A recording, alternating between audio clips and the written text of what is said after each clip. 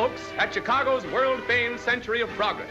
At the 1934 World's Fair, they had an exhibition of houses that architects had come up with that either had new building materials that they were promoting, perhaps new design. We're right next to the town of Beverly Shores, which was a private housing development started by Robert Bartlett in the 1930s. And he thought one way to promote his new housing area was to bring these rather famous homes over from the World's Fair when the fair ended.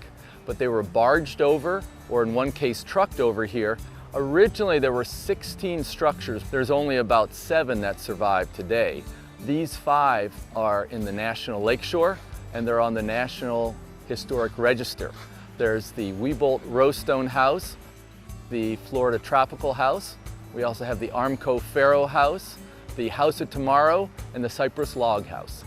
One of the problems we had was these houses had been empty for so many years, they were in disrepair. The federal government couldn't come up with the money to fix them up. So we went to Indiana Landmarks, which is a historic organization in the state, and leased them out to them. What they then did was found private citizens who had the funding and the know-how to restore these houses so that they could be brought back up to the way they looked in the 1933 World's Fair. The individuals get a 30-year lease of these houses, but in exchange, they literally put in hundreds of thousands of dollars. Most of the properties at the fair were constructed for a specific purpose, to promote a specific thing.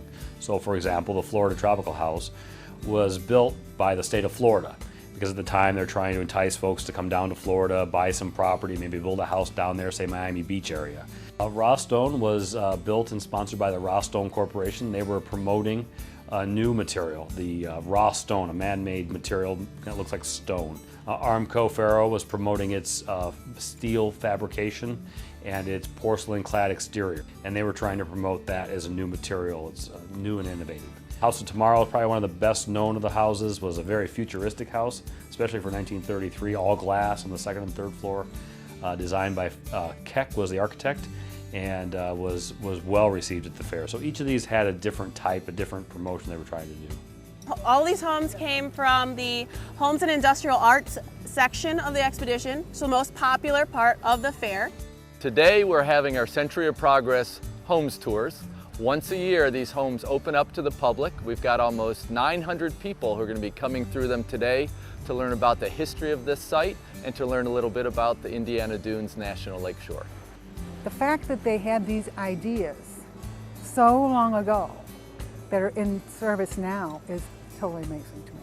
What I invite people to do is not only come out to this house tour once a year, but to explore all 15,000 acres of Indiana Dunes National Lakeshore.